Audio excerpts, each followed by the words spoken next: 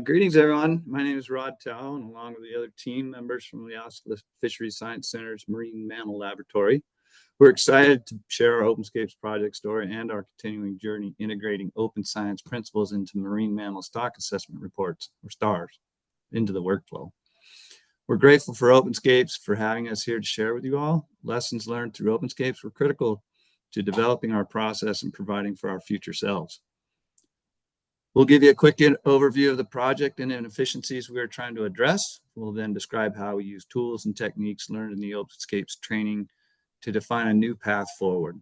And finally, we'll share how we've continued to grow and progress after the Openscapes training ended. Next slide and speaker, please.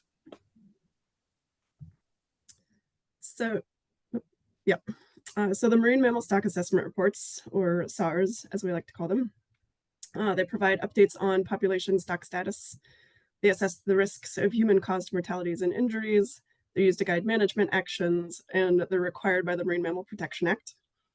The reports are produced by NOAA Fisheries Science Center authors for 3 regions in the U.S., the Alaska region with 48 stocks, the Pacific region with 85 stocks, and the Atlantic Gulf of Mexico region with 116 stocks.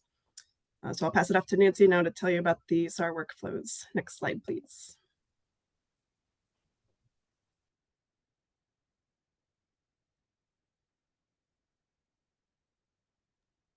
Let's see, Nancy, we're not hearing you. That's because I was on mute. Okay, sorry about that. All right, so this flowchart is from our national policy for reviewing and designating marine mammal stocks and issuing stock assessment reports. I'm not going to walk through the boxes. We just want you to see that this is a really involved process with a lot of steps. It requires coordination among a lot of different people, production of a lot of different versions of documents at each of those review steps. And this is happening nearly simultaneously at all the different science centers every year. And this actually isn't the whole story. There are more coordination steps that happen within each science center as they're developing and responding to edits. And so it's even more complicated than in this diagram. So while this is our process, as government employees, you're probably also used to working with complicated structured processes, going through extensive clearance chains. You might have something similar for your workflow and your projects. But sometimes we just need to pause and consider whether the current process makes sense, whether there's room for improvement. Okay, next slide, please. And I'm looking at 2 different windows, so I'm just bouncing back and forth. Okay, so shortly after I started at AFSC, I took over as the lead editor for the Alaska Stock Assessment Reports. Millie and I are now the co-editors, co-lead editors. But basically, we're in charge of coordinating the Alaska SARs. We found that the way that was handed to us, so how it had always been done, wasn't really going to work for us, a little too clunky and onerous. So here are a couple issues about the SAR process in general, as well as some of the specific issues we are finding. So the marine mammal SARs are revised, reviewed, published annually, and we're also working on multiple years at once. And so there's a lot of crossover and lots of different versions. The Alaska SARs specifically are about 400 pages long, 30 individual reports and chapters, lots of authors, different authors for different chapters. We've got collaborators, reviewers, internal and external folks. So a lot of different people are touching these documents at different parts of the process. And we are producing lots and lots of different versions of each of these SARs, and most of which are done in Microsoft Word and then shared by email. So in this slide, Beluga's holding a couple documents that say things like final this one, or final this one -2. And, you're just constantly making additional changes, renaming, sending it around. It's very easy to lose track of what you're doing. So in addition to lots of versions of the documents, we also had no easy way of tracking discussions, decision points, notes for future years. They're spread across different people's emails and notebooks and sticky notes and comment bubbles in particular drafts that we'd never be able to find again. So these things are all spread out, not centralized, hard to remember where they are, but they're also not searchable or accessible to others. So anyone coming into the process new may not have any of that history, may not ever be able to find it. So Openscapes to the rescue. I'm going to hand it over to Tony for the next slide. Thanks, Nancy. In conjunction with our Openscapes training, we sought to reframe the SAR production as a collaborative effort to streamline and create a reproducible process. Excuse my voice, I'm overcoming a bug right now and recording an R&B album, so I want to keep it deep. But anyway, our goal is to use new tools and to adapt to different culture to efficiently communicate and improve workflows while meeting staff where they are. Input comes from many people with varying technical and communication skills. So if you have people who think that the process is too complex or overcoming, then you won't get the buy-in or the onboarding that is crucial to making progress. So we sought to include different ways for collaborators to contribute. The new process needs to manage multiple contributions, provide project management, version control, trackable documentation of discussions and decisions, all while maintaining consistency with the overall NMFS SAR requirements. We're not necessarily looking to change the SAR, but rather the process that produces it. Next slide, please. So here are some of the key themes from the Openscapes training that we found to be beneficial to our project and team philosophy. These themes are open, collaborative, positive, and efficient so that better science can be accomplished in less time. And they include building communication and teamwork skills by using seaside chats and co-working sessions, fostering an inclusive open science mindset that is kind, creating cross-program, divisional, and line office collaborations to build on shared knowledge, as well as learning new software tools to make a more open, reproducible, and efficient science. And these software tools include GitHub, Quarto, and R. So they foster a kind, inclusive, open science mindset. You're going to be dealing with a lot of people with a lot of different skill sets, personalities, and comfort levels with sharing their thoughts. So it's important to incorporate a psychological safety, respect, and provide space for people to talk and share freely to provide their ideas that might help the team.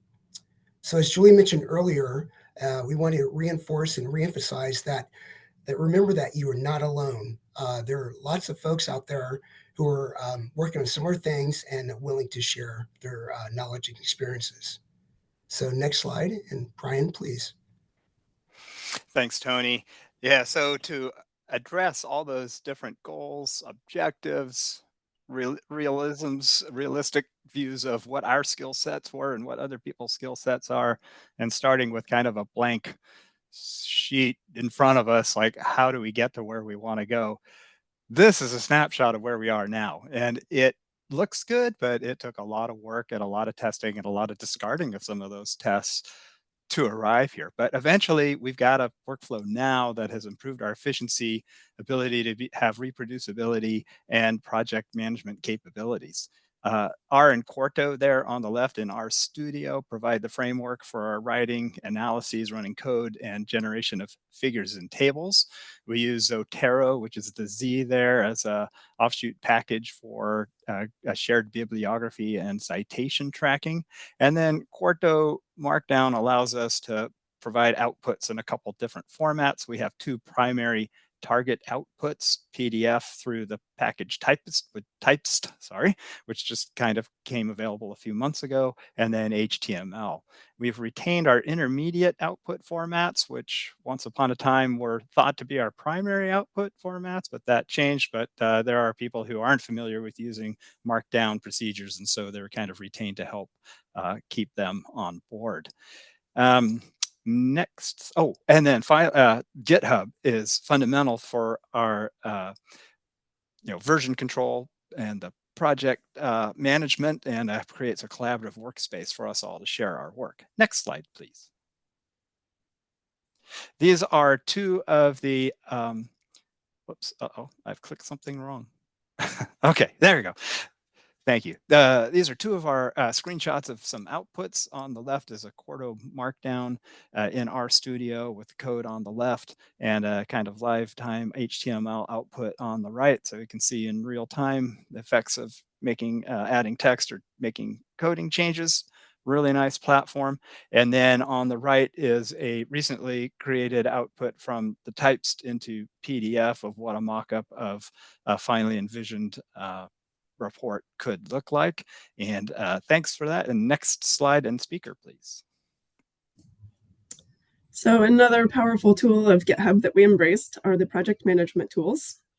We created and used these as a group so that everyone has equal access and opportunity to contribute and benefit. The tool allows building a project plan within the repository to track workflow and progress on issues that are important to our project. So in this case, the columns are planning, building, review, and done, which allow the tracking of task progress. But there are multiple views available for this tool, so you can customize it however it works best for your project and your team. Next slide, please. So a key benefit of using GitHub for us was the ability to track issues and discussions. The top left graphic is an example of the issues view. We used it to identify, assign, and track the resolution of tasks. The graphic on the bottom left is an example of a discussions view, which can be associated with an issue, and where we document conversations about the project development and capture significant issues and decisions about the SARs that might otherwise have been in emails, notebooks, Post-it notes, etc. And then the graphic on the right is an example of how a discussion thread looks. So we included these examples to try and show how everyone in the repository can be aware of issues and discussions, how they can contribute to their resolution, and track the progress. Another thing about the issues and discussions is that they're searchable. And also when the issues are closed, they're still available to view and reopen if necessary. So that means no more searching through endless email threads. Next slide and speaker, please. Hello, everyone. One of the things that Brian pointed out earlier was that the kind of workflow that he described, it took us a long time to get there. And I think one of the big lessons that we've learned is that this is not a one and done kind of process. This is a discovery process, and there's continuing development. And there are all these things that kind of feed into the energy of that ever-flowing workflow. We have opportunities to explore new ideas. We have new features available in packages like Quarto. We have new R packages. We have new collaborations. An example of kind of a new package is Brian mentioned the types package for creating PDFs. It is relatively new, but it provides the ability to make PDFs without all the dependencies and complex installation that LaTeX involves, but it's not as capable. So there are trade-offs there we have to think about. The new collaborations, we've recently formed a kind of a regular meeting and discussion forum with folks on the fish side of the house who are doing stock assessment reports and looking for ways in which we can share experiences and knowledge to improve that process. So those are examples of this outside forces that continually kind of keep us moving forward and keep inspiring us to keep the process moving and really achieving our goals. Next slide. But as you can imagine, all of those positive kind of forces going one direction in the green circle, there are plenty of things that and forces that are going in the opposite direction. If you look at the top left, one of the things that we always come back to is this idea of needing time to learn, needing time to implement. It's one of our most significant challenges. We still have to continue working within the current SAR process while we're learning and creating. While there's this fast evolving software and these new tools to improve our process, they still take time for us to learn and teach each other. And sometimes we've had to kind of redo parts of the process that we'd already created. And we've given ourselves that grace to take time to recognize that we can't change this overnight, and to recognize that we may go down some rabbit holes that end up being dead ends, and that those themselves are learning processes. Another challenge that takes away from our time are just what we would call interruptions, right? There's other work duties, there's field work about our real jobs that we do on a day-to-day basis. There's mandatory training, the wonderful, administrative other duties as assigned, and so on and so forth. They all cause these interruptions that kind of interrupts our flow, interrupts our co-working session frequency, and it just results in that kind of loss of momentum. And then anytime we lose that momentum, we then have to extend additional energy later on to rebuild that back up and get our momentum going again and get ourselves reoriented. Closely related to that is understanding that our supervisors just may not be really aware of or appreciative of just the amount of time it takes for us to be successful, not only for ourselves, but for the others that we're hoping to bring into the fold. And, we've been lucky in that our division has provided us the time and the support, but it's still a challenge for us to continually remind them of the progress that we're making and the time that we still need to move forward. Many obstacles to change also. So the progress that we'd like to see, we have other users who maybe are uninterested or unwilling to adopt new procedures. It takes time to onboard even those who are super interested because they may need some new skill sets. And we don't want them to lose the enthusiasm or to get frustrated. Finally, many of the challenges that we've faced are what we would call process related. As great of a tool as GitHub is and all these things that it offers with respect to project management, version control and discussions, it's still really hard for what we're trying to do. And even today, even though we have all this great ideas of how we could use GitHub, it's still not something that we've built as a habit. We have the skill, but the habit's not there, and the inertial forces that keep pulling us back into our email inbox are still very real. Another example is that we spent a lot of time early on really focusing on meeting people where they are, and that meant focusing on Microsoft Word as this final output. And then we had that this process wasn't going to work unless Microsoft Word had a perfect output. And we recognize that actually that's not helping us meet our objectives of being reproducible and embracing some of the open science policies, and that PDF and HTML did that better.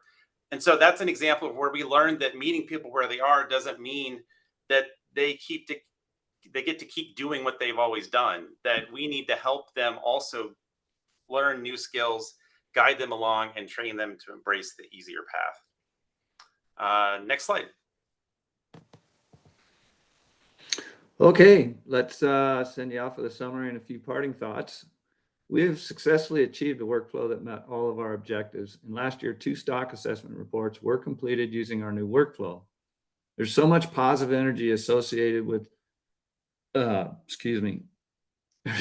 so much positive energy associated with our efforts, from the morale boost we all get in learning and successfully applying new skills, seeing others excited when they see our work, and making new collaborations with connections across NIMS.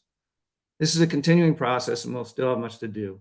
We will continue to grow it by refining the process, creating onboarding guidance, and sharing this process with other authors to seek their feedback. Throughout this endeavor, we've learned many things. Quarto has become our primary tool, allowing improvements to the SAR workflow process.